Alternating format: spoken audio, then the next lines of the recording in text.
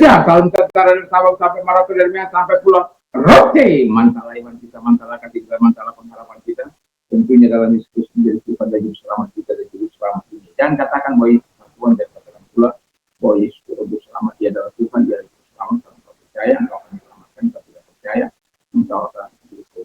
Yohanes 3 ayat 3-6, karena Yesus berkata dalam Yohanes 4 ayat 6, Akulah jalan dan kebenaran dan hidup yang selalu sampai kepada Allah kalau tidak melalui. Haleluya.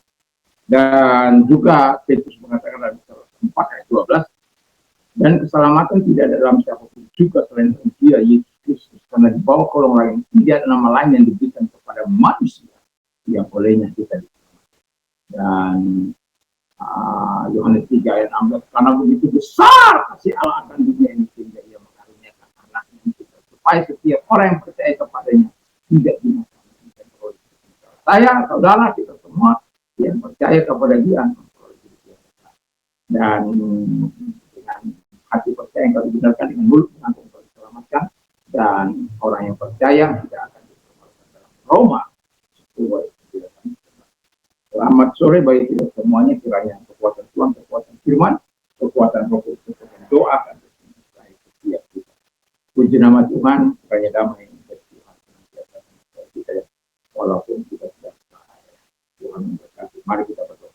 Terima kasih Bapa di surga, kiranya Tuhan menolong kami untuk terus menikmati dalam nama Tuhan. Amin. Saya akan membacakan dalam salah satu yang sudah sampai 6 sampai dengan 7 untuk mengetahui hikmat dan didikan, untuk mengerti kata-kata bermakna, untuk menerima didikan yang memberikan pandai serta kebenaran, keadilan dan kejujuran, untuk memberikan kecerdasan kepada orang yang tak berpengalaman dan pengetahuan serta kebijaksanaan kepada orang muda. Baiklah orang bijak mendengar dan menambah ilmu, dan baiklah orang berpengertian memperoleh bahan pertimbangan untuk mengerti amsal dan ibarat, perkataan dan filosofi orang bijak. Takut akan Tuhan adalah permulaan pengetahuan, tetapi orang bodoh menghina hikmat dan didikan. Nah, tema kita tujuan Salomo menulis kitab Amsal. Jadi ada tujuan Salomo menulis kitab Amsal ini. Ada 3 hal dari pembacaan yang kita bisa peroleh. Tidak mungkin setiap kita mungkin akan berbeda. Yang pertama dikatakan agar hidup dengan bijak. Jadi setiap orang hidup dengan bijaksana dalam kehidupannya. Dan orang bijak itu bukan hanya sekedar pandai, bukan hanya sekedar memiliki pengetahuan luas, bukan hanya memiliki pertimbangan-pertimbangan, tetapi dia juga memiliki hikmat yang memberikan pengetahuan yang dari Tuhan, yang memberikan dampak dari setiap perkataan, perbuatan, dan tingkah laku yang diperbuat. Itu orang yang bijaksana. Jadi orang yang bijaksana ini akan terus dicari oleh orang dalam, mungkin dalam nasihat perkawinan, dalam nasihat apapun. Sebagaimana Salomo, dan itu sangat luar biasa. Jadi tujuan Salomo menulis kitab Amsal itu yang pertama agar manusia atau kita hidup dengan bijak. Jadi dalam kebijakan itu ada kepandaian, ada pengetahuan luas, ada pertimbangan-pertimbangan yang dalam, dan keputusan-keputusan yang mungkin kita akan ambil tanpa harus menyakiti orang lain ataupun menyimpang dari kebenaran. Karena tadi pagi saya mengatakan bahwa hikmat yang dimiliki orang itu akan memberikan pengaruh yang sangat kuat dari tingkah laku yang diperbuatnya. Karena hikmat artinya jauh lebih pengetahuan yang banyak, itu adalah dasar perilaku. Jadi dasar perilaku yang memberikan pengaruh dalam sikap, dalam segala aspek kehidupan kita. Jadi itu sangat luar biasa. Yang kedua dikatakan bahwa yang kedua yaitu agar hidup dengan benar, adil dan jujur. Wah, ini benar, adil dan jujur. Beberapa waktu yang lalu kita lihat bagaimana hakim yang menerima suap dalam kasus untuk menangkan seseorang, dan itu sangat mempermalukan dunia pengadilan yang seharusnya di tempat itulah keputusan yang berdasarkan keputusan ilahi terjadi, tapi justru dicoreng oleh keserakahan manusia yang begitu luar biasa.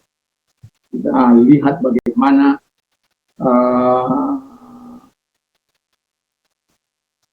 orang-orang yang bekerja, yang memberikan, seharusnya mereka memberikan keputusan atas tuntunan ilahi, atas tuntunan Tuhan dalam hidup mereka, karena mereka memiliki kebijakan tersendiri yang mendengarkan suara hati dalam mengambil keputusan. Tapi justru keadilan, kebenaran, kejujuran mereka tidak miliki. Seandainya mereka hidup benar, maka mereka akan bisa adil. Seandainya mereka bisa adil, maka mereka akan hidup dalam kejujuran. Kenapa? Ini ketiga hal ini tidak bisa terpisah. Jadi adil, benar, jujur itu sejalan. Jadi kalau orang benar tapi tidak adil, tidak jujur, bahaya. Ya. Jadi kalau dia benar, seperti si Ayub, dia saleh, dia takut akan Tuhan, dia jujur, dia menjauhi kejahatan. Wah, ini juga kita lihat bagaimana Ayub memimpin orang-orang yang ada di bawahnya pada waktu itu, dan Tuhan memberkati orang-orang yang hidup adil, benar, dan jujur. Dan Amsal menuliskan itu supaya kita yang hidup masa kini, hidup dalam kebenaran, hidup dalam keadilan, dan hidup dalam jujur. Kalau Tuhan memberikan kesempatan bagi kita menjadi pemimpin, setidaknya menjadi pemimpin keluarga, mari kita bertindak adil, mari kita bertindak benar, mari kita bertindak jujur. Tidak ada yang bisa tutup-tutup, semuanya harus terbuka. Kata firman Allah, terbuka dan telanjang. Artinya tidak ada satupun yang dapat kita sembunyikan di hadapan Tuhan. Ini sebabnya kejujuran, keadilan dan kebenaran itu harus menjadi sifat orang-orang yang percaya. Dan yang terakhir adalah agar hidup dengan disiplin tinggi. Ya. Dalam bahasa Inggrisnya, the fear of the Lord is the beginning of knowledge, but the fools despite wisdom and discipline. Jadi kalau orang-orang bodoh itu menghina hikmah yang membawa kepada kedisiplinan, orang-orang yang berhikmah tidak akan hidup dalam disiplin. Dan disiplin itu bukan hanya sekedar disiplin, tapi disiplin tingkat tinggi. Kalau orang katakan betul-betul dia menata hidupnya supaya bisa menjadi terang, menjadi berkat bagi orang lain. Karena apa? Kalau kita lihat Salomo awal-awal pemerintahannya begitu luar biasa. Orang-orang datang kepadanya untuk meminta pengetahuan, meminta hikmah, ajar dan lain sebagainya. Itu sebabnya Alkitab mengatakan karena dia tidak meminta kekayaan atau kekuasaan atau musuh-musuhnya, tapi hikmat. Dan Allah katakan karena engkau minta hikmat, aku pun akan memberikan kekayaan kepadamu. Jadi miliki hikmat, karena hikmat itu adalah Tuhan sendiri yang mengatur, menuntun, hingga jalan-jalan kita akan tetap diberkati oleh Tuhan. Tuhan Yesus memberkati kita, dan biarlah kita mengerti bahwa tujuan Salomo melukiskan kita Amsal bagi kita, agar kita hidup dengan bijak, agar hidup dengan benar, adil, dan disiplin dan dengan jujur agar hidup kita memiliki disiplin. Kiranya Tuhan Yesus berkati. Terima kasih Tuhan, biarlah kami mengerti tujuan daripada kalau menulis dan kemudian kami mendapat perkataan dalam hidup kami, supaya kami punya arah, punya tujuan yang jelas dalam hidup ini, bukan hanya sekedar hidup, tapi kami punya tujuan yang jelas dalam hidup ini. Terima kasih Bapak di surga, sehingga kami hidup dengan bijak, hidup dengan benar, adil dan jujur, dan memiliki disiplin. Pujilah Engkau, dan kalau Engkau sudah sakit, apapun sakit, percaya saja Tuhan Yesus mampu menyembuhkan Engkau. Saat kita berdoa, mari kita berdoa. Arahkan tanganmu kepada Tuhan, mari.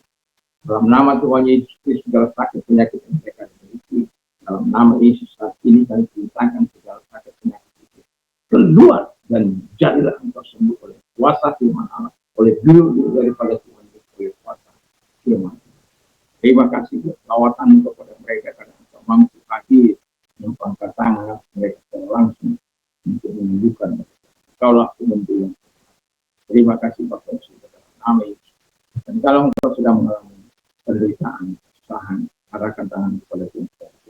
Tuhan, dia tangan-tangan yang diarahkan kepadamu, Tuhan tolong mereka agar mereka tetap hidup dalam kebenaran. Nama Yesus Kristus, atas pertolonganmu belalah mereka, dan perkara-perkara mereka kau selesaikan dengan baik, dan nama dipuji, dimuliakan. Pujilah, syukur, kebaikan pasti datang. Nama Yesus. Haleluya. Selamat malam, selamat kita beristirahat, dan jangan lupa baca firman Allah, doa, dan memperkatakan satu dua ayat supaya iman tumbuh. Kiranya Tuhan Yesus memberkati. Mantap, mantap, mantap.